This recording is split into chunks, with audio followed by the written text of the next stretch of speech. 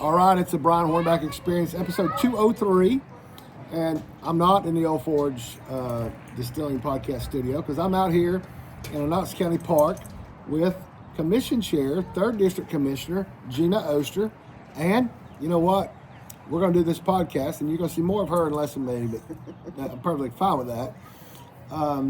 So first of all, 1999, we met at Farragut High School. It was right after Columbine. We both had an interest in running for school board.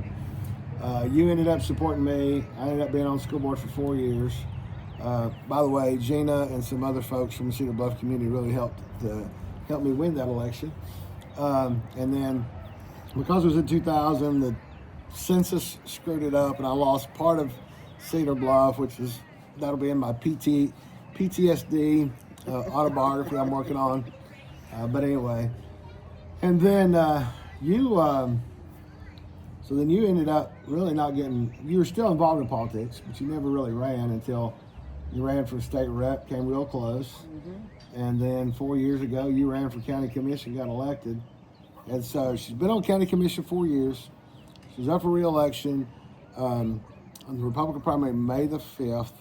Early vote starts April the 15th, runs through the 30th. But you're now on your second year as commission chair. I am. So 2 years into a 4-year commission stint, you become chair. But anyway, so let's back up just a little bit. Unanimously, both times. Absolutely. Yeah. So anyway, back up just a little bit. You've been in Cedar Bluff. You've been from Carnes to Cedar Bluff most of your life. Your husband graduated from Farragut, you graduated from Carnes. Y'all have children, you have grandchildren. Let's talk about that. Okay.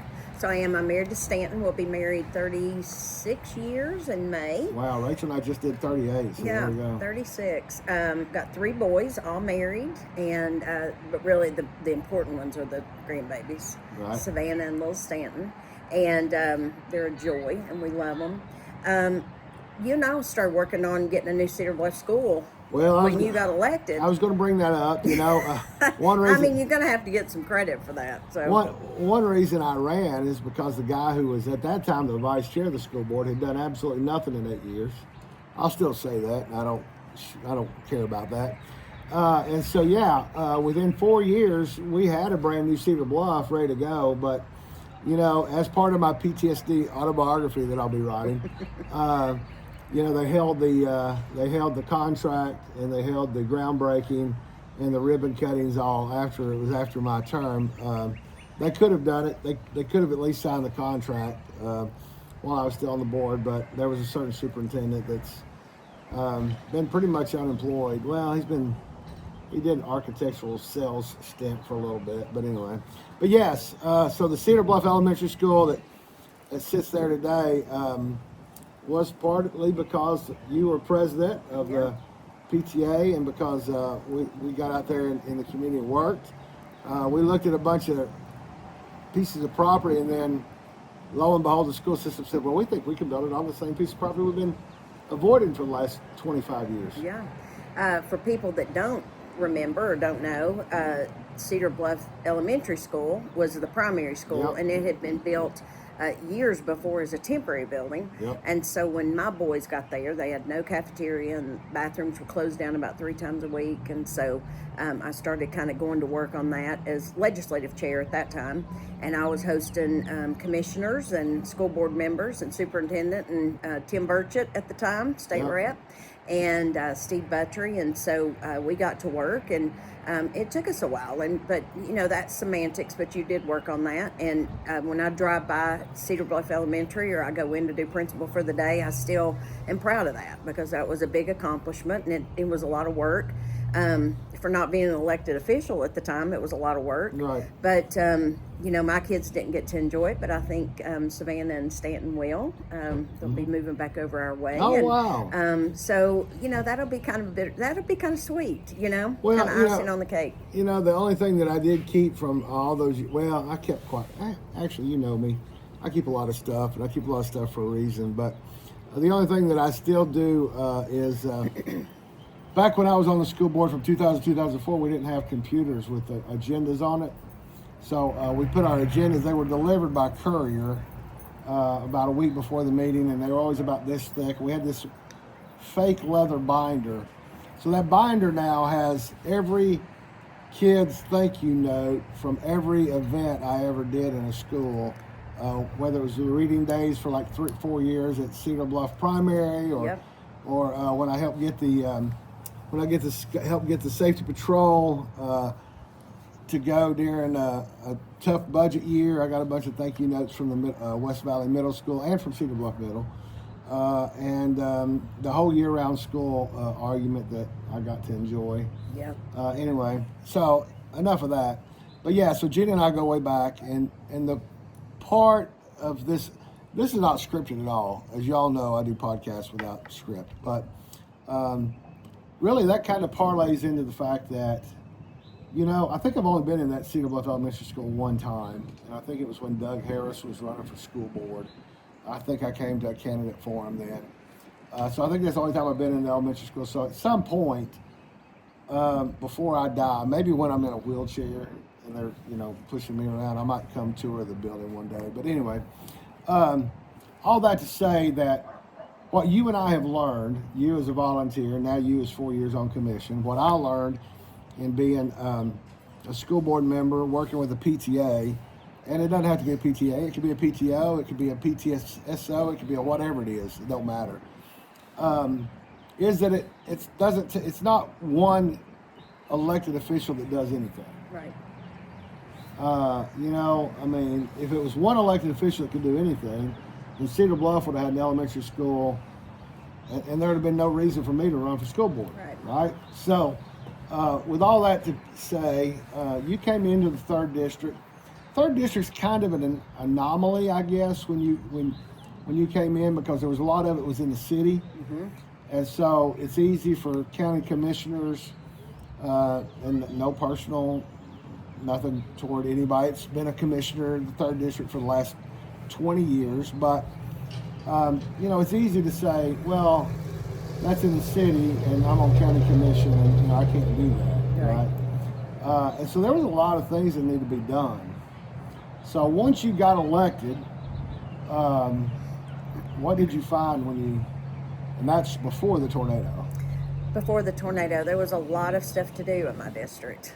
My district I was telling somebody today, actually, it's a little discombobulated. It's kind of when they started putting District 3 together, it's just kind of like houses and stores and industrial and houses, and there's kind of that, and I can't fix a lot of that because obviously it's a lot older. But we did have a lot of neighborhoods, obviously, that needed to be repaved, potholes, road signs, just some of the things that really could be done pretty quick, and as quick as government moves. But our engineering department's amazing in Knox County, and so they have been amazing to me. I've gotten $6 million spent in District 3 since 2022. And I'm proud of that. I'm proud of, I have been seeing 12 miles of road repaved, but Chirp Pit and Andy's is getting paved right now as we speak. And so I'll be up to about 15 miles worth of road being repaved. We got repaved on Cedar Bluff Road, and we got to add a turn lane because people were cutting through Walgreens and Aubrey's. And I still cut through Walgreens and Aubrey's. Well, it's not from the road problem. But we've got obviously a lot of traffic there on Cedar Bluff and Middlebrook, and so that was a huge improvement that we needed. I worked tirelessly with Andy's Frozen Custard and got them in Knox County. Our buddy Tom and Noel Gass, who, by the way, I think it was last week or it's this coming week, they're having the ribbon cutting in Pigeon Forge. They are. So they're growing, but the great thing about the property at Cedar Bluff for Andy's was it was grandfathered, and so that means that we get to keep all the tax dollars in the county. And so Victor didn't get that one.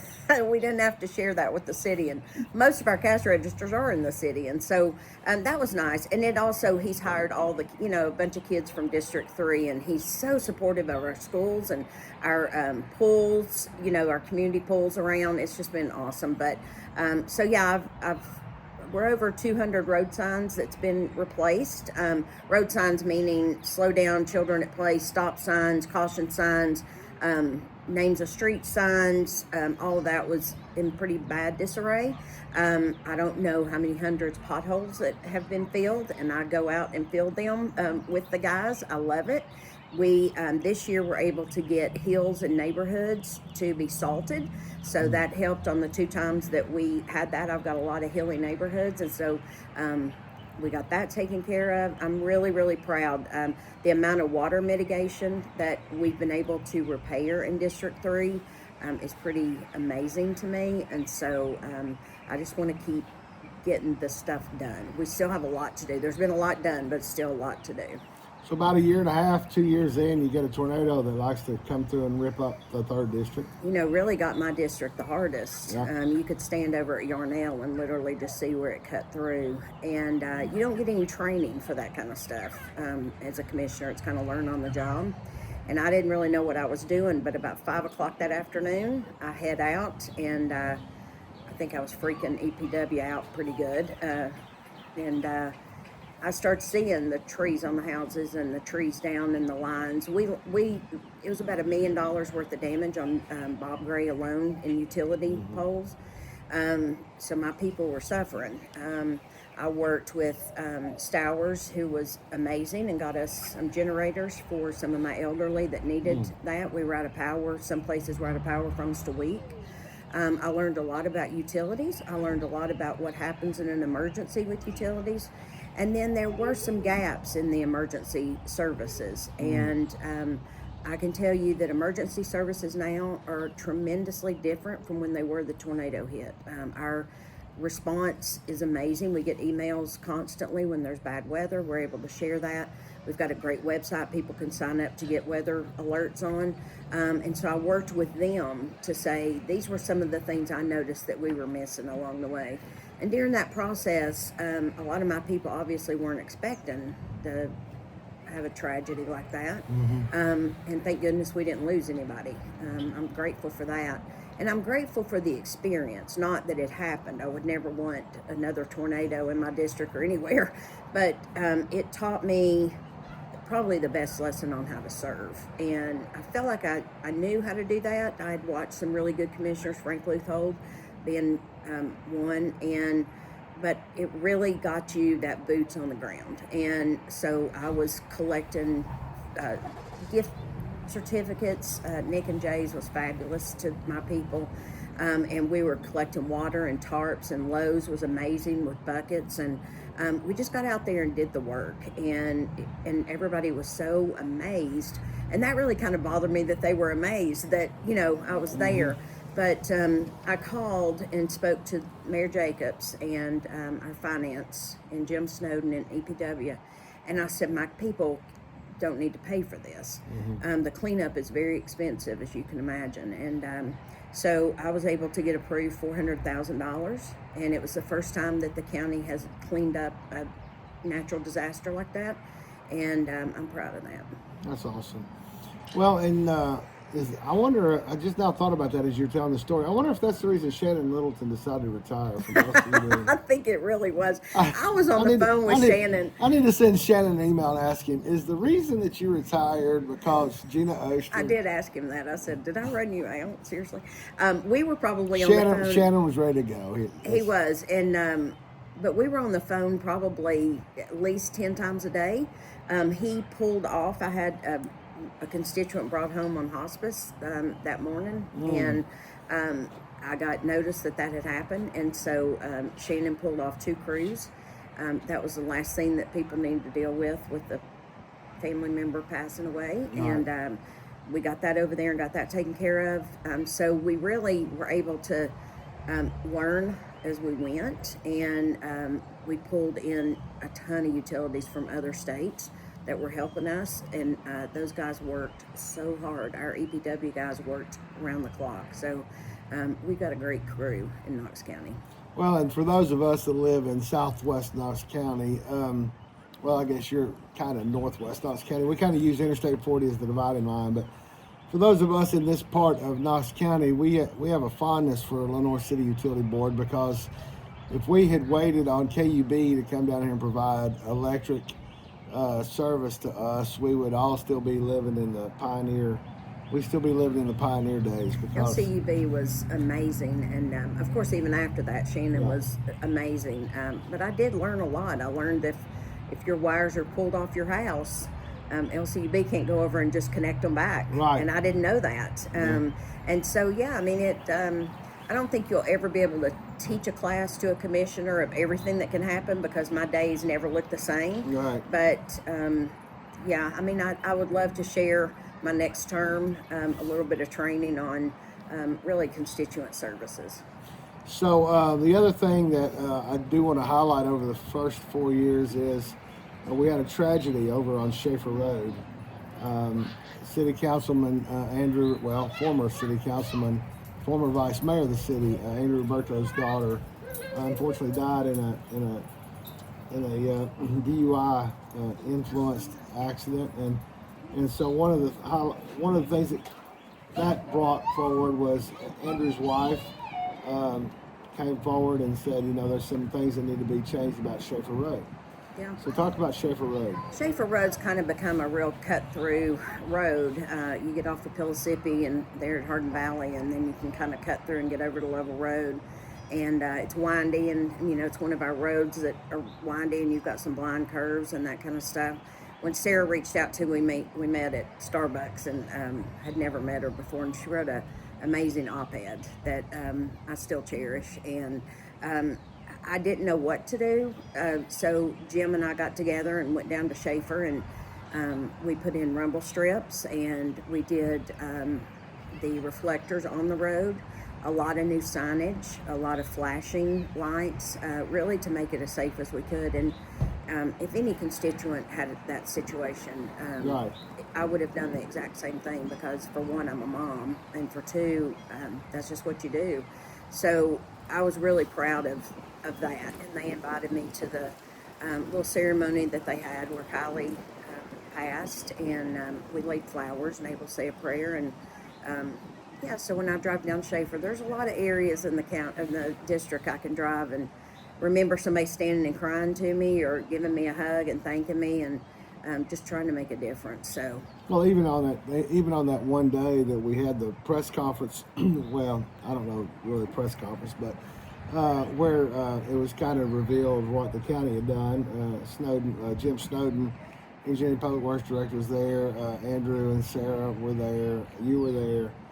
But I even remember that while I was there filming some of that some of the people came down from the neighborhood just thanking you and Jim for what had been done. So. Yeah, it's it's special when you do that. When you this is a lot more than a job to me. Right. And when you can make a difference in somebody's life, or try to make something a little bit better, we do that.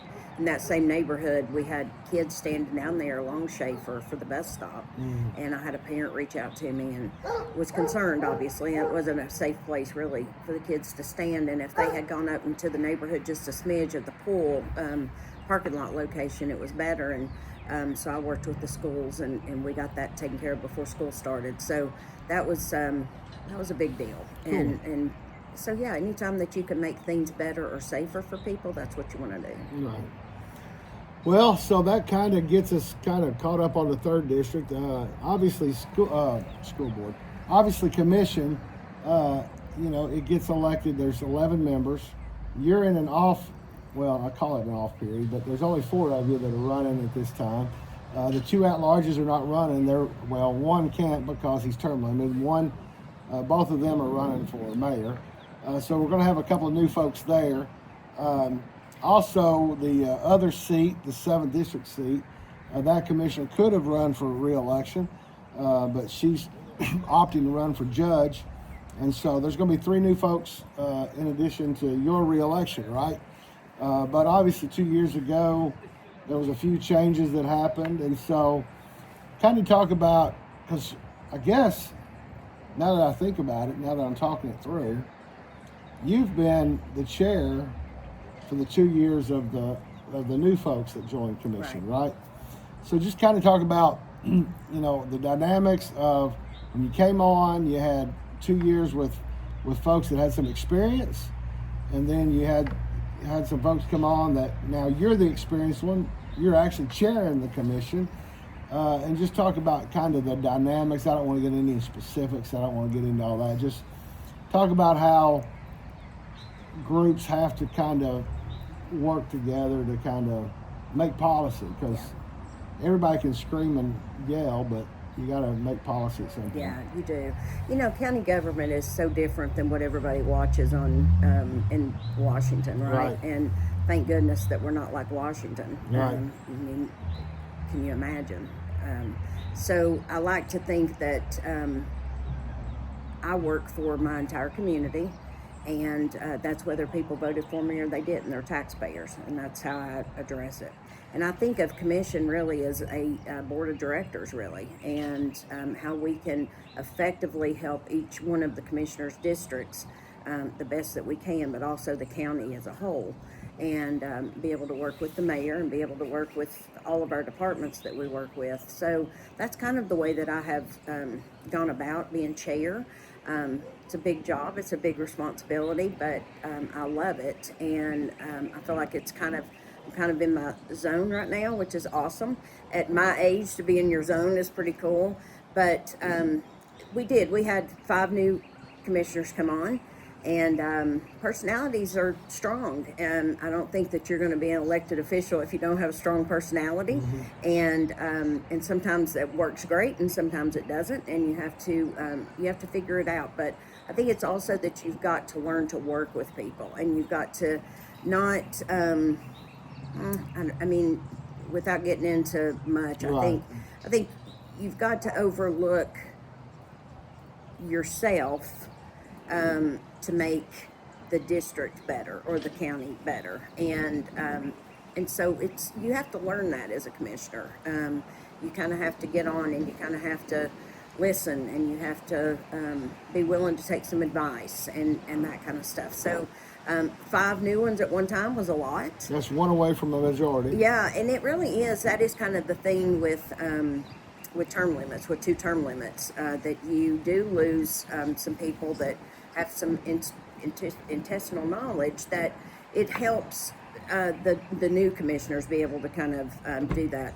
Probably one thing I would definitely change is offset the at-large election times, mm-hmm. because it would be nice to be able to have one at-large that's on there, and then we have a new one come on where you still have that other at-large there that can kind of help that. So that's a good point. That's definitely something I would change, just change that up a little bit.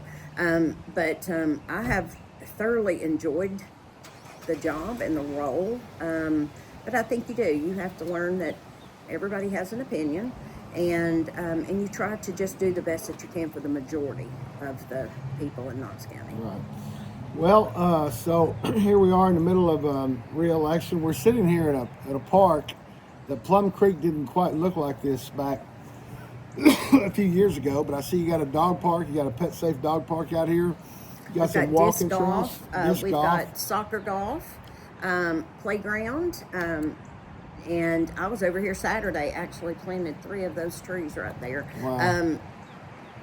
Tree America came, and we planted 15 new trees. Wow. There was a lot of utility work that still had to be done over here, and so ended up losing some trees, obviously, during that time. And so we were able to put 15 more here, which is going to be awesome, and we can add more to it. But this park gets a lot of use, and it's definitely one of the jewels, I think, of Knox County, and it's certainly a huge addition to District 3. That's great. So, obviously, we got the re-election, Republican primary May the 5th. You have an opponent, and then August you have an opponent. You're kind of like me, you're, when you have somewhat of a strong personality, you have a tendency to draw opposition. But what do you see, obviously, winning the Republican primary May the 5th, and then winning the August 6th general election? What would you like to see for the 3rd district for your... It's a 2-term limit. Now, she could run for at-large, and for no. Yeah, I think I'd have to sit out. That's anyway, in question right now. Right. Anyway, it don't matter. Anyway, So, what would you like to see? What do you plan to work on in the next 4 years for the 3rd District and for Commission as a whole? Yeah, I tell you what's exciting is Dutchtown Road. We finished purchasing that property last year, and that's over there beside Catholic. And we were able to do phase 1. So, as you know, Cedar Bluff used to flood consistently in Dutchtown Road. Yep. The drainage. That's what we call the Dutchtown Road extension. Yes, it flooded probably about 10 of our neighbors there on Dutchtown. Oh, And wow. then, of course, over at Catholic, it was a nightmare in Cedar Bluff Road. The size of the drain pipes that we put in compared to what was there, it was amazing. Yeah. And there was obviously, it was broken, you know, because it had been there for years, probably 50 years. Right. And so now we've got all this wooded area. And so we are now starting on phase 2 sometime late fall. We'll do a lot of undercutting, trying to keep as many big trees as we can, but we have a lot of sinkholes in there. We're going to do sinkhole repair. And then we're adding a large watershed, so it'll take care of the water we have now and in the future. And then being reelected, we'll be able to start on phase 3 by the time, before I'm up. And we'll do probably a little nature trail, something over there. I kind of imagine it being right in the middle, busy of Cedar Bluff Road, but having the opportunity to have teachers be able to bring kids over from Cedar Bluff and, do more of a bird, butterfly, bee, sanctuary kind of thing and let them learn. And I think that would be a really cool thing to be able to do. So a little walking trail in there. But that's down the road a little bit. We got to get all the foundation work done first. We still have a lot of roads left to pave in District 3. A lot of neighborhoods haven't been taken care of road-wise in 25 years. You got to imagine that we have 564 miles of road in Knox County, and it's very expensive to get that done. But if you're a commissioner that is in it, and I have to say this has turned into a full-time job for me, you make sure that your district, make sure they don't forget about you. Right. And I've made sure of that. And I do. I work for everybody in this district, regardless, because they are taxpayers. And they're still always shocked, even after 3.5 years, that I show up and I call back. And I just actually had my 13th home group meeting. And, that's important. And it's important for them to know that your local official is your first line of defense. And they call me now for a lot, and I'm proud of that. I fought for a brand new traffic light to be put over at Dutchtown and Neighborhood, and there was apartments put over there that's in the city. I didn't have anything to do with it, and I have said I'm not taking credit for that at all. I was driving on Dutchtown one day. I was using it as a shortcut to get from the Cedar Bluff office to the Farragut office for my day job. And I come around that curve right there, coming up on Pilsey Parkway. And I'm like, what the crap is all that? Yeah, and it's a lot of apartments. But that's what I say. I'm not taking any blame for that. Right. But I went to Mayor Jacobs and Jim Snowden, and we all agreed that we needed a traffic light put there. We met with the city, and ultimately, it's the county will be providing the traffic light. It's in design right now, and I had a neighborhood that's very close to there, very concerned about the driving, trying to get in and out. They already kind of have a hard time turning right on Neighborhood anyways, and so I'm very proud of that. But there again, that is an active commissioner, and it's a commissioner that doesn't get involved in a lot of political theater. I'm not real interested in that. If I wanted to do that, I'd go to Washington. That's not what I want to do. I'm involved. I'm in my district. My district means something to me. I'll be here. My grandkids are going to move here, and it's home, and it's important.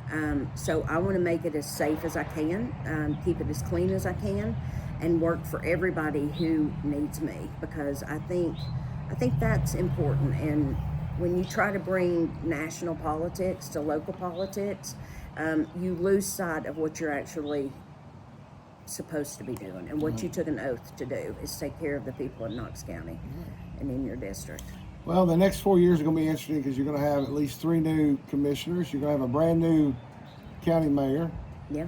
You're gonna have a new sheriff, and so it'll be an interesting time, at least for 2 years and 4 years for them to get their feet Yeah. on the ground Yeah. and figure out what's going on. It's a lot of county seats Right. up, Right. and everybody kind of has to. You don't have much time to take a breath, Right. and we're going to miss.